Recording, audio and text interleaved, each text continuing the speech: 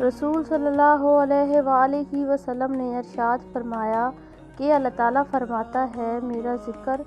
کے لیے وقت نکالو، میں تمہارے کاموں میں برکت عطا کروں گا،